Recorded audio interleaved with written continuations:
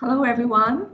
Thank you for attending today's webinar, jointly brought to you by Orange Futures Singapore and Apex.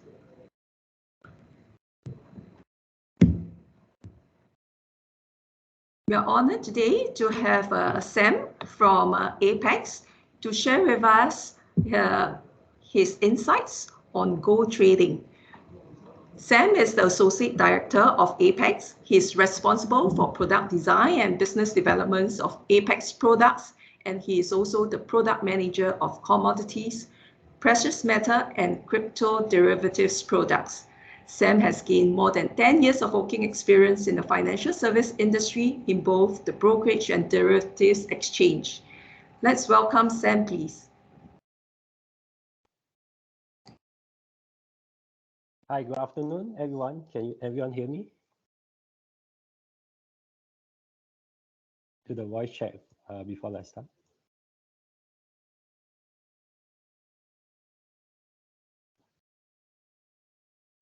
Hi, can you guys see my slides as well?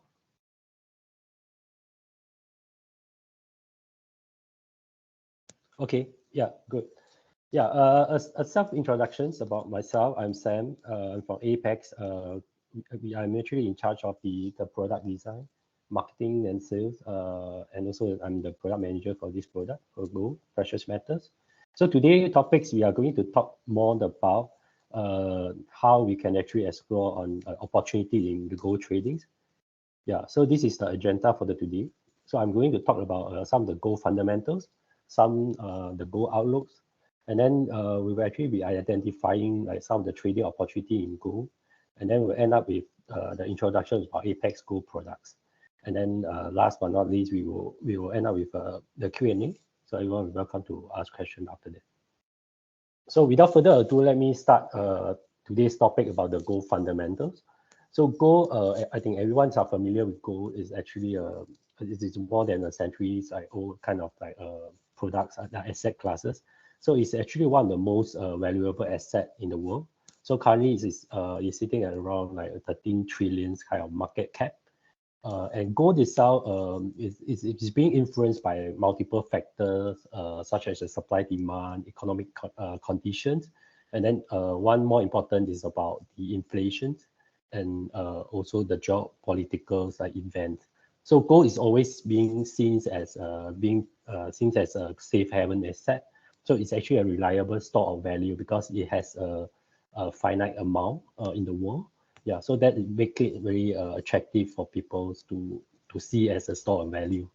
And we had see actually a global demand in terms of like for these safe haven assets.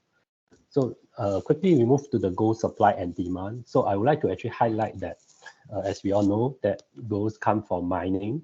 So it's the productions actually come from mining, mine productions. But do take note that on this on the chart on the left as well, we see that there's a big amounts of a recycled gold. So meaning in this world, right? So they make a lot of gold bar, a lot of jewelry, and then the gold itself is being the old gold is actually being recycled and then being used for other purposes. So that's why I think it actually contribute around like 25% of the annual kind of production, even with the recycled gold. And then on the right hand side, which is the demand of the gold. So I will have break it out to jewelry, technology in terms of investment, and then a central bank. So these are the four big factors. Yeah, so I will going to touch a bit on some of them. So we can see that jewelry is still one of the most the demand in terms of for gold, like people are making jewelry using gold. So let's see for the past decades, what is the breakdown? How is it about the gold supply itself? So we see that in 2010, we get 4,300 tons being produced, including the recycled gold. And then we see that the supply is actually quite stable throughout the years. So we can see that it's a gradual kind of increase, but it's actually hovering around like 4,003 to 4,007. So this we can see that the supply is very stable throughout the year. And then in terms of demand, we can see that jewelry is still like around 2,000 tons. So it's always at that kind of demand. But recent years, you can see that the last one, which is the central bank, contribute to more demand. Yeah, especially in 2022, we see that the demand is around 1,100 tons. So let me highlight about the gold demand in recent years. So as we can see that on each of the third quarter that we have, compared even to this year, we see that jewelry it's actually always like contribute around like 50% throughout the year, except for 2020 when we have COVID. There's less demand for people going out to buy jewelry. So that is in the year itself, the overall demand for gold is very low. But since after COVID, starting from 2021, 22, and 23, we see that there's a jump in demand. So it has actually picked up in terms of jewelry demand. And the second one was in the gold bar and coin. So bar and coin is more like the retails going to invest. So they like to buy gold coin, gold bar. Yeah. So and the reason here, these 2 years, right, 2022 and 2023, we see that there's a jump in terms of central bank purchases. So in just Q3 itself, the net central bank buying already 337 tons itself. So jewelry market contribute mainly come from the China and India. So you see that India and China make more than 50%, make up more than 50% of the demand. And it has been consistent throughout the year since 2010. And we see that the China actually after the COVID, they actually buy a lot of the gold jewelry. Yeah, it's actually contribute to 41% of the global demand. And then for India, it's the weakest in 2020. It's very normal because of the COVID. People can't really go out to buy the jewelry, so that's the demand drop on the year. Let's talk about the supply by geography. So we can see that actually the supply itself is very evenly spread out throughout the 7 continents, except for Europe. So you can see Europe only produce 1%. The rest of the world is around 1/6 of that. Being Africa has the most, which come mainly from South Africa, Ghana, and Mali. And what is very important is about the gold production cost. So I have the stats about all-in sustaining costs. So this cost makes from 3 different elements. So you're coming from first, the gold miner has to explore which are the lands, which are the sites that actually have enough gold supply, gold for them to even to start evaluating whether they want to mine it or not. So once they have done this evaluation, it actually incurs some of the costs in terms of labor. And then you will go to the next portion, which is the mining. So mining process, and then the third one, which is to process the gold, to extract the gold from the ore itself. Yeah, so we see that there's a steady cost increase over the years. So now it's close to $1,004 US per ounce. So this actually is a very good support for the gold prices, because we know that on average people are producing it using $1,004 US per ounce. Now it's actually trading around 1,009, 2,000. So that is $1,004 is actually a very good support for it. And let's look at what the gold holding by country. So everyone knows that every country has their own reserve in terms of different currency and gold or precious metals. Yeah, so all the developed countries, I think since the World War, they already hold a lot of the gold. So especially like US, Germany, they hold like almost like 70% of their reserve in gold itself. Yeah, but the interesting fact that we see here is that the emerging economies are buying more gold.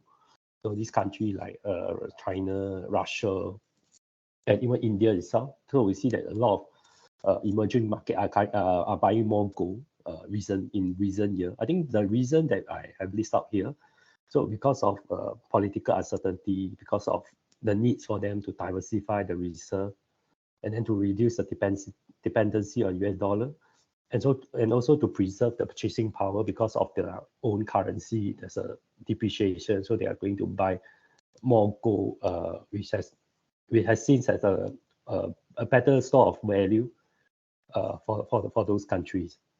So Singapore itself actually ranked 25th with 230 tons, which is about 4% of the reserve.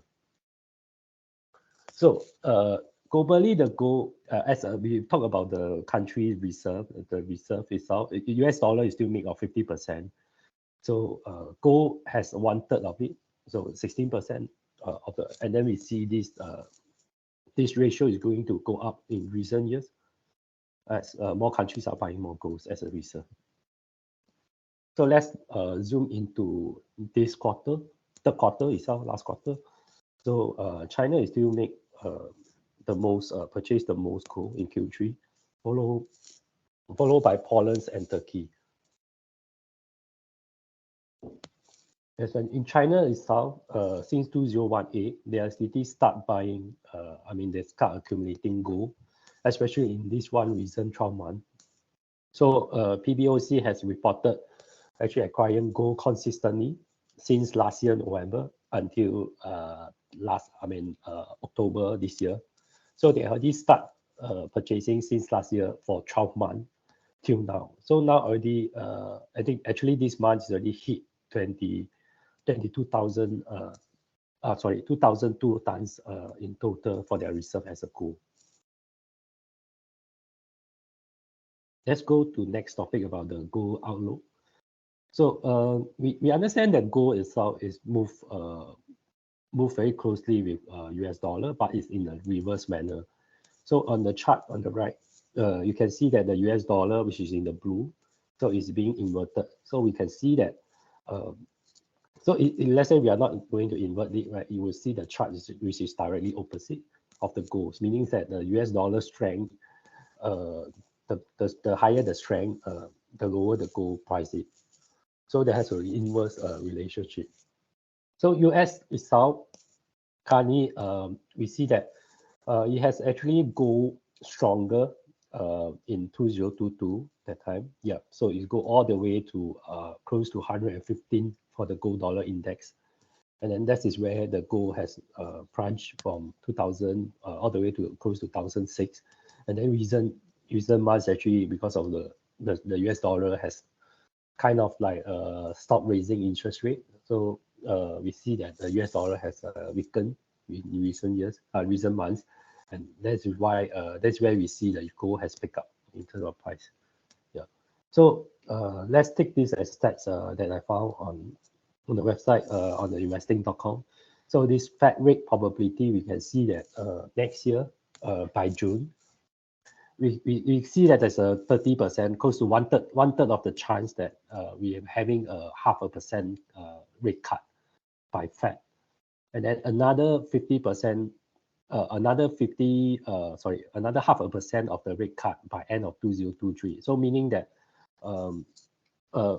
very likely we will see that next year, by end of the next year, we will see that the US interest rate will drop to 4.25 to 4.5. So this will actually be good for gold, because when Fed rate drop, US dollar will depreciate, and then this is where the gold will go up. Yeah, and weakening US dollar as mentioned. So this is something that we take note that the US government debt has went up from 5 trillion to 33. Now it's already 33 trillion this month. Yeah, and it's actually went up like sixfold in just like 20 years time. Yeah, and then US has a trade deficit since 1976, and then the deficits are going higher and higher. So that's we see in the chart on the right bottom, where there's no single months of positive like trade. So you always see like there's no trade surplus. Yeah. So another factor that we might actually want to pay attention, which is on the BRICS currency. So this is only a speculation, but we see that the directions for the BRICS countries is actually they are going towards non-US dollar trades. So meaning that they're trying to reduce our dependency on US dollar. So in order for all to have another common currency for them to trade, most likely they will be using the BRICS currency, especially China's renminbi and India rupee, all these. Yeah, but I think since because this BRICS itself actually have more and more countries joining, so I think that would be another good point when they start to adopt the gold standard, or even they have a currency using the gold itself. Yeah. Can you all see the slide? Sorry.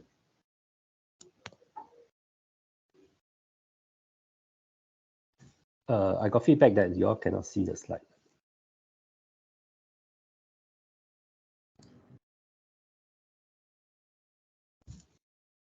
Hi, Sam. Yeah, cannot see your slides.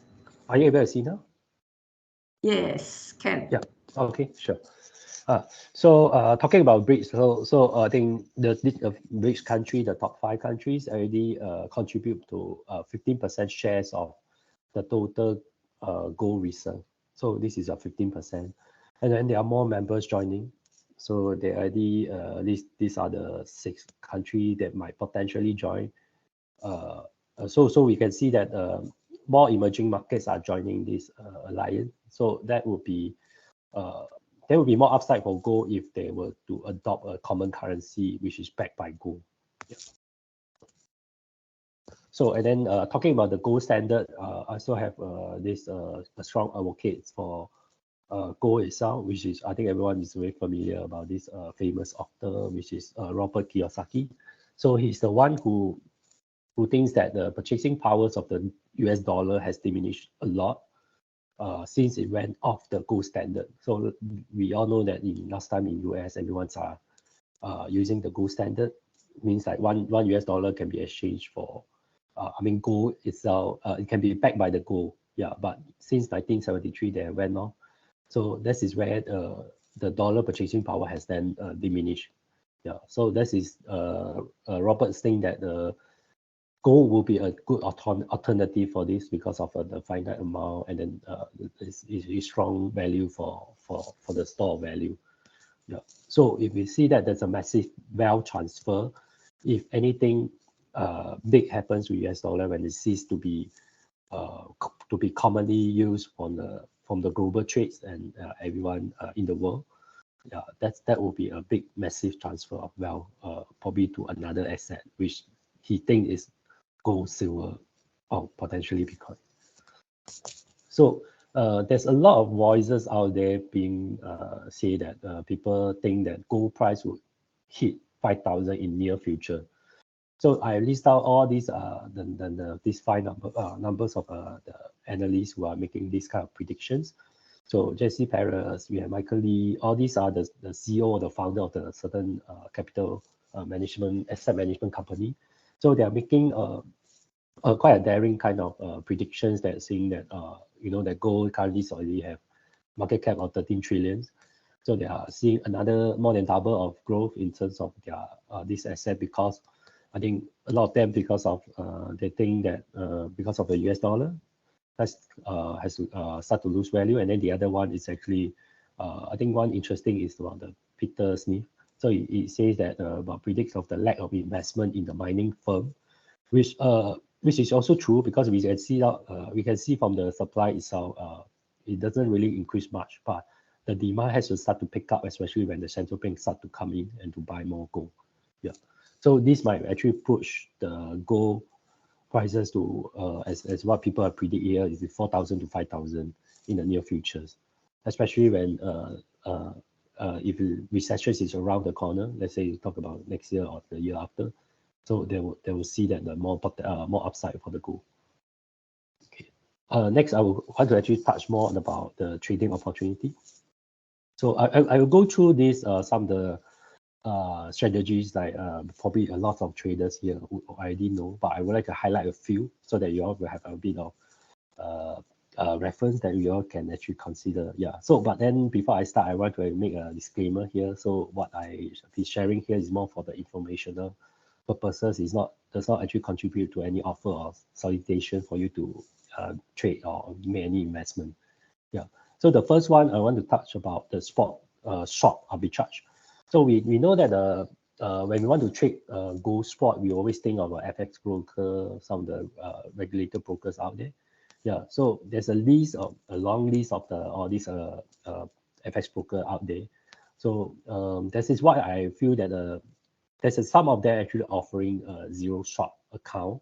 So meaning that there's no swap for you to buy a gold or you short the gold. It's on the overnight account. Yeah, I mean overnight basis. Yeah, so this is actually an opportunity. Of course, it comes with I also list out some of the risks. So these are some FX broker. They have you will have a high counterparty risk from dealing with them, because one thing is that actually because it's an OTC market, and then the other one, there are a lot of some of them are hidden costs.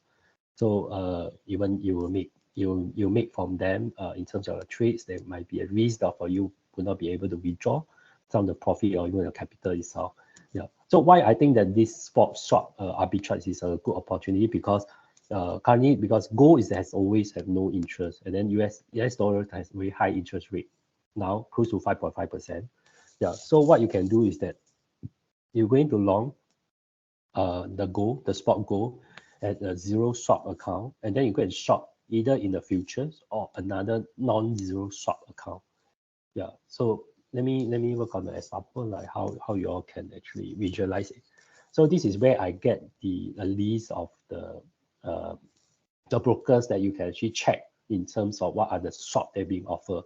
So some of the examples. So I take out the top some of the top names, and then I see that what is the swap rate. So for gold itself, the short swap rate, right, is about 3.5 to 4.5. Yeah, so I'm taking only 3.5.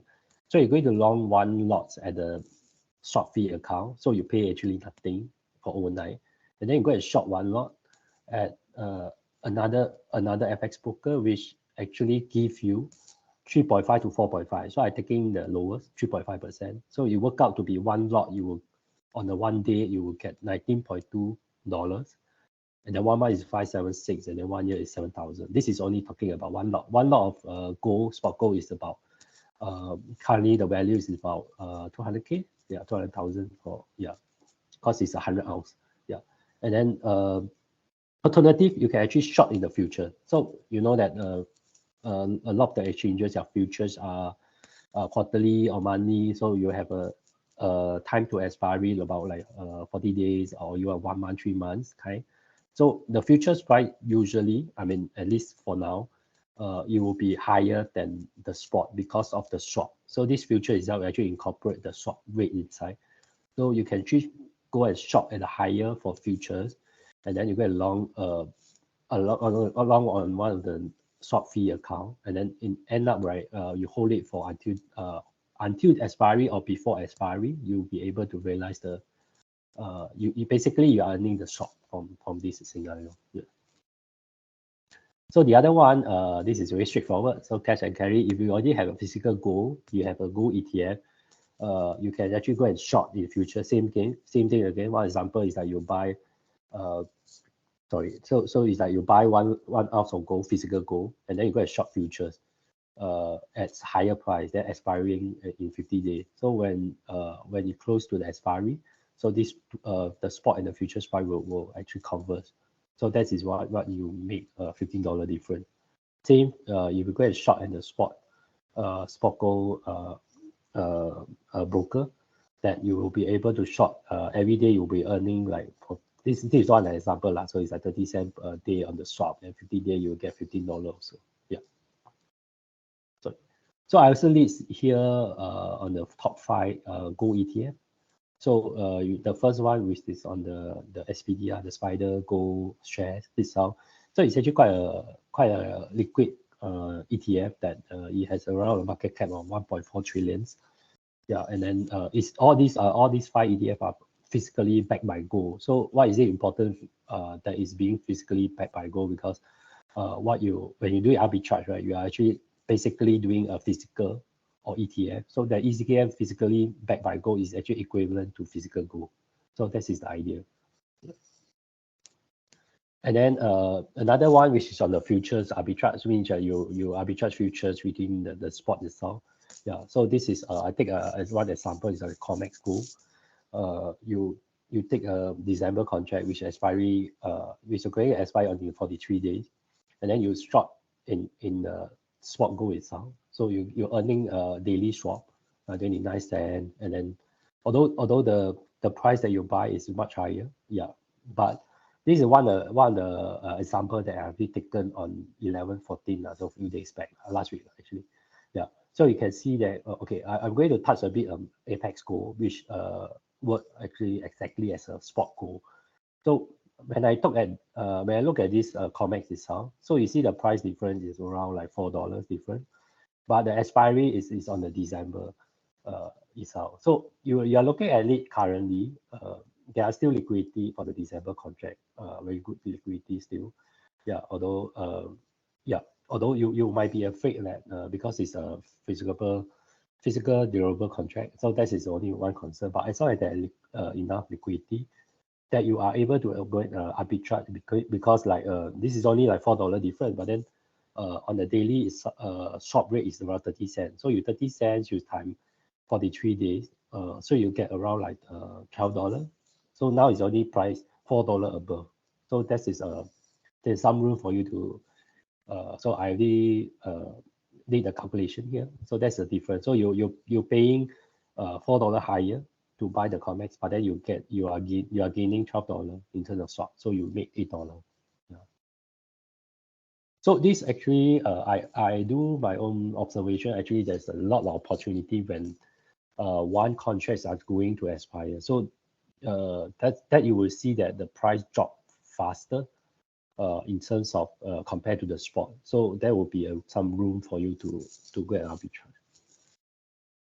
So I also take another example on the CME and Apex contract. So I'm using the CME contract minus our contract.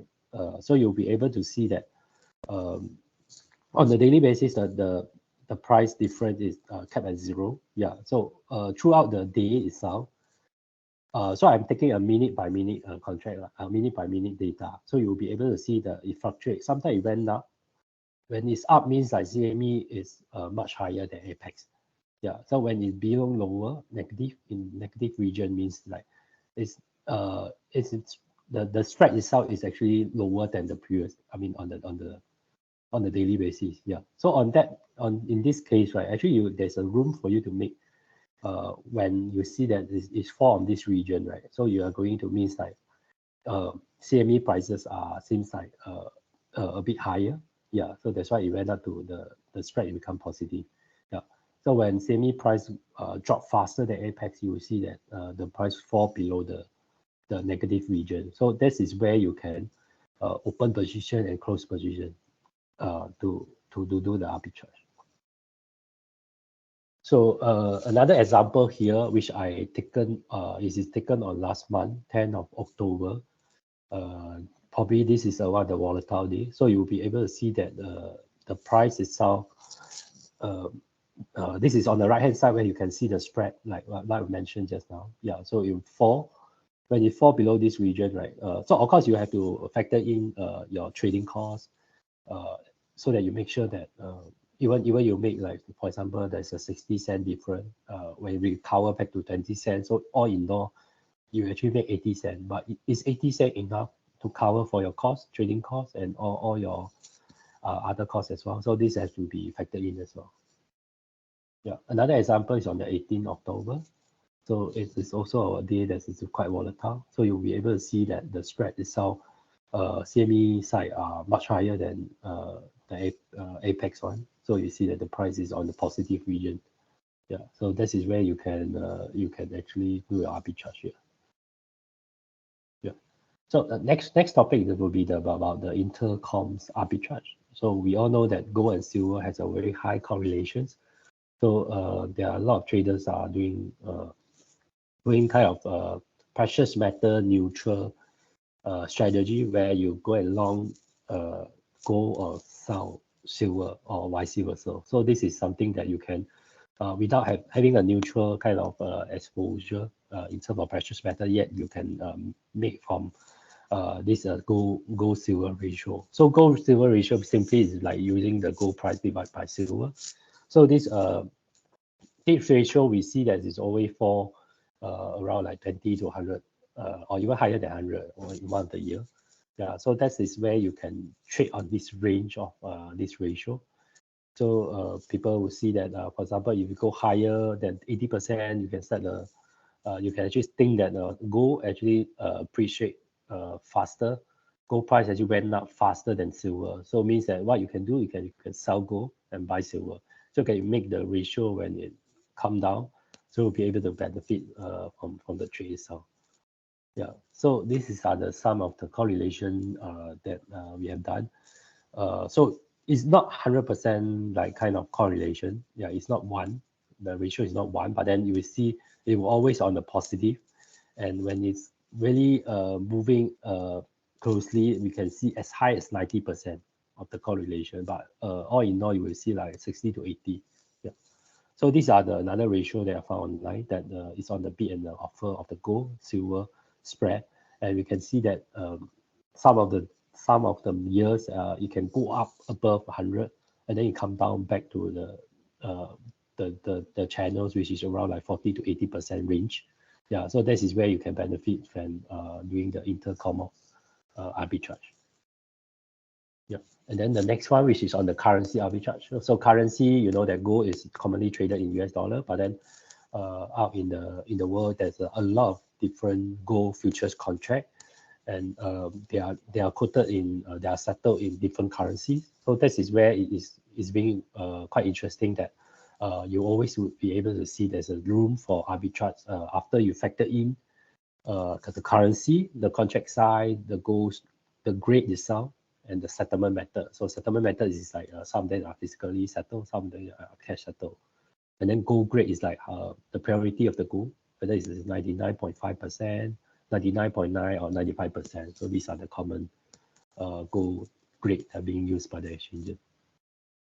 So and other types of arbitrage, I'm not going to touch more, but you can actually know that in terms of like geographic arbitrage, which you buy one gold from one country at a lower price and then sell at the other one because of due to some tax and some currency issue.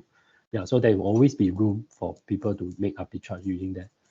And about next one is the mining stock arbitrage. So we know that some stocks listed are mining companies.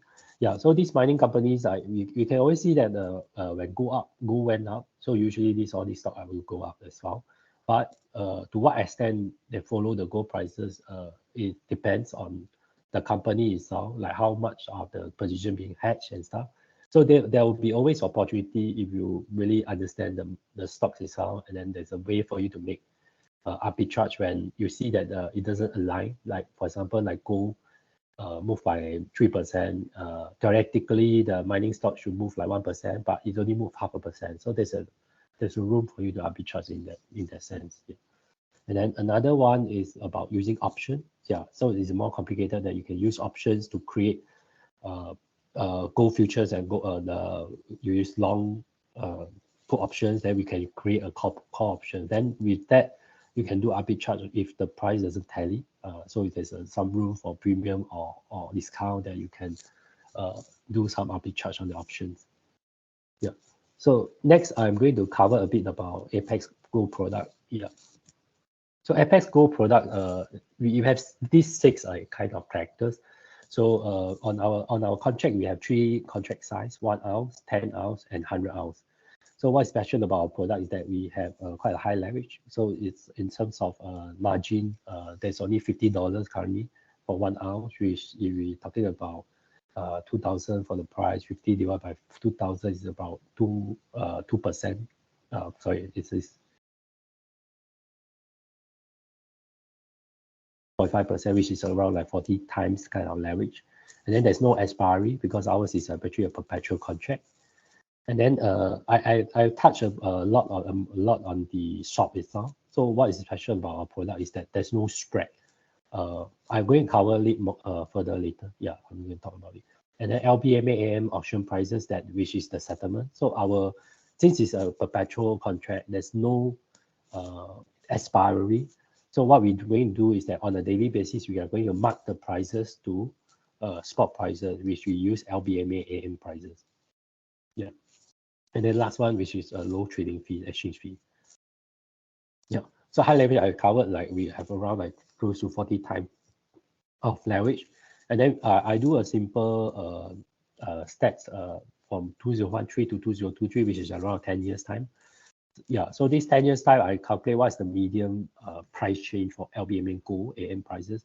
So I found out it's only 0.5%. So 0.5% meaning, so some feel that it's really low as compared to other asset classes. So, but good thing about gold is that the leverage is much higher, the margin requirement is smaller.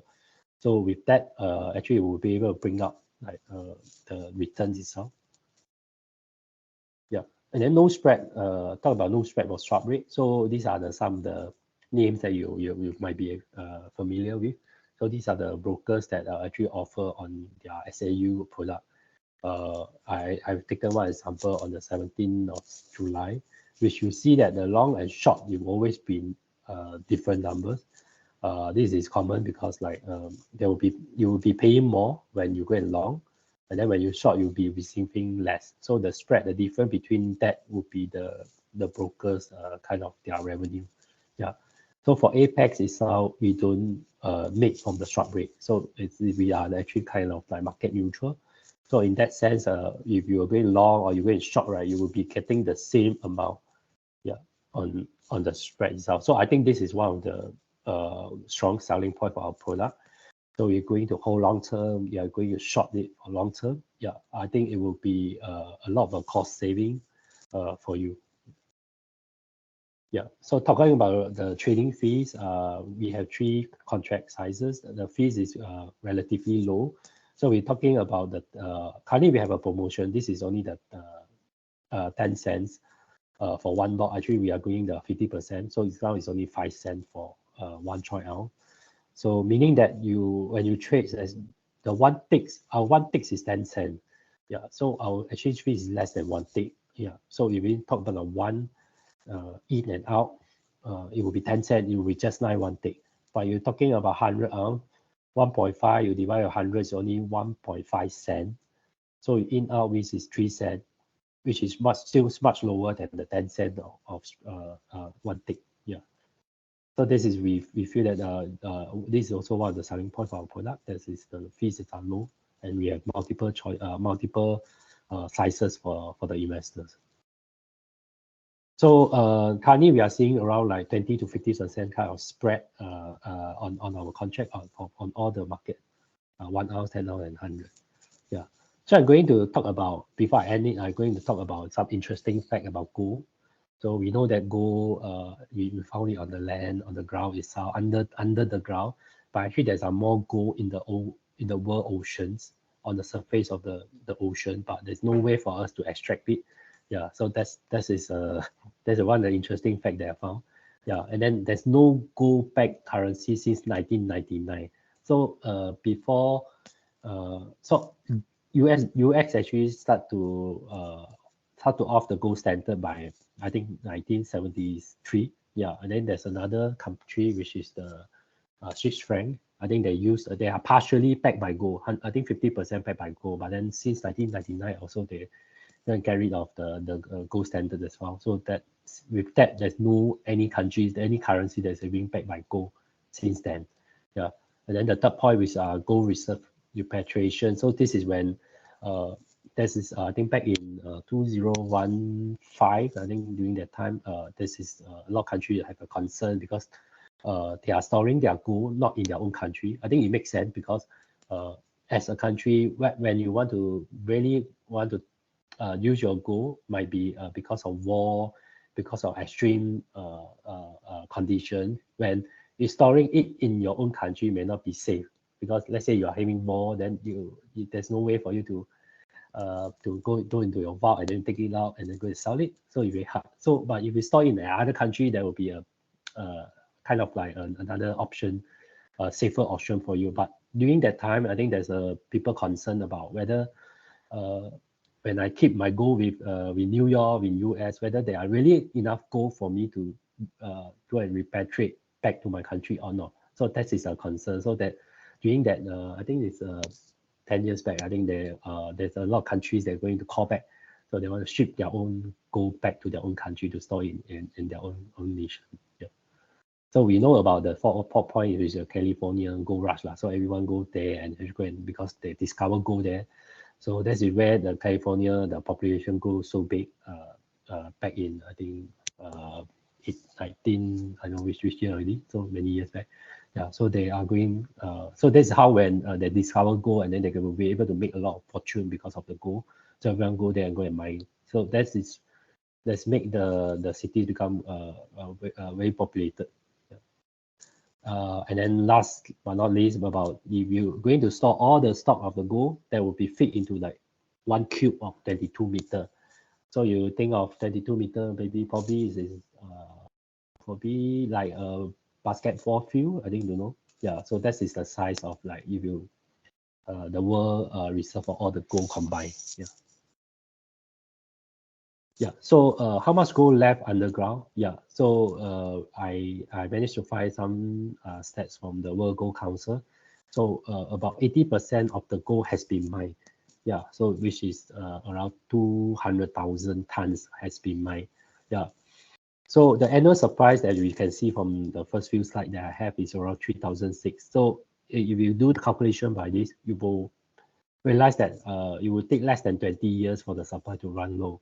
Of course, this is just an estimate. Of course, there are still many gold under the ground yet to be discovered. Yeah, of course, there are, but these are the, if they're running out of a site for them to mine the gold, I think this is what we can see. Probably in 20 or 30 years, you will not be able to sustain at that kind of 3,006 tons per year kind of annual supply. So this will make the gold, I mean, gold itself is more precious because there's no more new supply. So you have to rely on the recycled gold to be able to meet the demand. Yeah. Yeah. With that, I'll end my presentation. So I can welcome everyone. You have any queries or any questions, you can feel free to ask.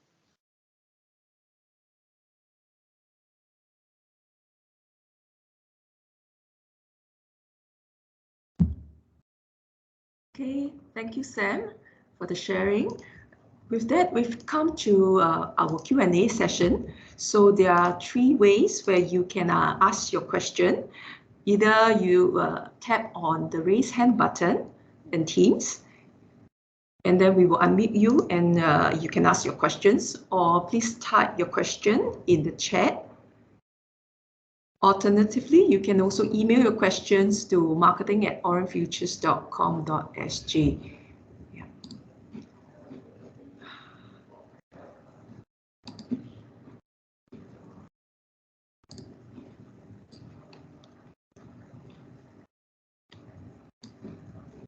Okay, maybe I can start with one question. Okay, to Sam. So what are the market factors you think will have the most significant influence on gold prices? Okay, I think one of the strongest factor it will be still US dollar, the strength of US dollar. Yeah. So as we can see that the supply and demand itself is quite stable, at least for the next 20, 30 years for now. So so gold prices itself, I think more likely be influenced by the US dollar strength. So as most of the gold are traded in US dollar, and when US dollar has currently, because it has a very high interest rate, that makes gold itself not so attractive in as compared to the US dollar yield itself. Yeah, but as we can see that more and more chance that the US dollar, I mean more countries that start to actually do trades in non-US dollar. Yeah, so we can see the demand on US dollar drop, and another reasons of about the debt as well. The US debt are going higher and higher, and if there's a recession coming in next 2 years, most likely they're going to slash the interest rate, and that will make US dollar depreciate a lot in the near future. That will make gold be another good alternative for people to keep their wealth with. Yeah, so that with that, right, I think that the biggest influence is still on the alternative for the US dollar, which is that is what I think is going to be another big factor.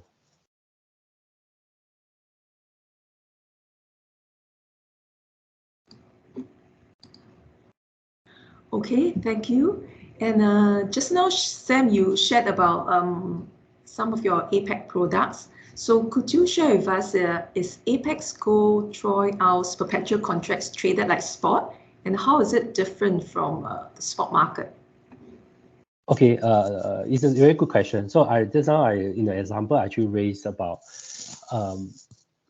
Apex prices is traded very close to spot. Yeah, yes, because we are using LBMA as a settlement, which is actually a spot prices. Another reason is that because there's no expiry, so every day we go and settle, and then the next day it will come and then settle at the end of settle the P&L by 6 p.m. Yeah. So this make the characters is like more like it's not like a futures contract, it's more like closer to the spot prices. But do take note here that there will be some differences between our price and the spot, even that you talk about SAU prices, because most of the spot prices, their end of day is at 4 a.m. or 5 a.m. Singapore time, which is the end of the US hours, trading hours, where they will actually calculate how much is short being given out for those like or some what's the amount of short to be collected from the client at the end of the day. But for us, because we are Asian contracts, so we follow Singapore trading hours, which we stop at 6 p.m. So our shop actually will be given out and be calculated based on the 6 p.m. position. So with that, a few hours of difference, I observed that our markets actually price differently than, when I talk about differently, it's about difference of like 30 cents or 20 cents, like kind. That is a short difference between the timing. Yeah, so that's a thing that I would like to actually inform the traders to take note about.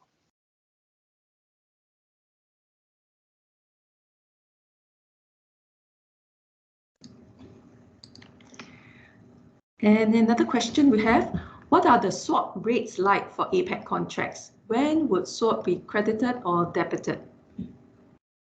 Okay, yeah. So in terms of the swap, how is it being computed? So we actually rely on the third party. So this third party actually provide us the daily swap rate. So we use that the swap rate in terms of percentage. We go and multiply by our settlement prices, which is the LBMA AM price. So with that, I'll give you an example. Currently, the swap rate is around like 5.4, 5.5%.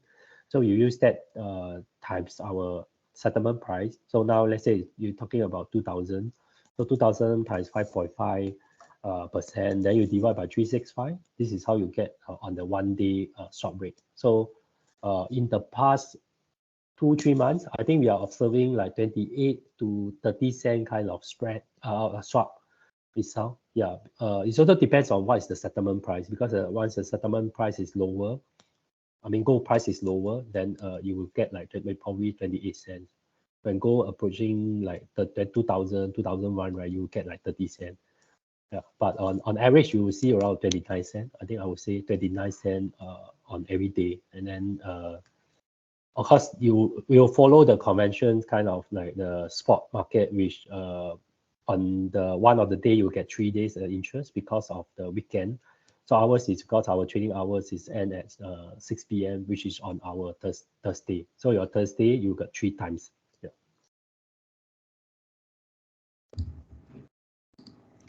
And how does a no spread swap help an investor? Okay. I mentioned just now in the slides that it's what is the selling point of our product. Yeah. So no swap. We all know that if you hold, you probably if are doing trading short term on the intraday, 1 day, 2 day, you might not feel so much different as 1 day interest would not be too much. Yeah, it's like you're talking about one lot, probably $30. Yeah, kind of $29, $30 kind of swap. But then if you're talking a long term, because we don't have spread in terms of for our swap, so it will actually help you to save a lot. Let's taking just now the example. So most of the brokers are charging 3.5%. Let's say you are you short on the gold, so you're receiving 3.5%. But on our side, you receive 5.5%. So the difference is 2%. So 2% may seem not much, but then you were talking about a longer period, and then you talk about leverage itself. 2%, it make a lot different. So yeah, so that's why we think that our product are more suitable for people who want to really hold a longer position, who are doing some arbitrage opportunity for the longer term. I think that it will make a big difference. You are trading on our contracts.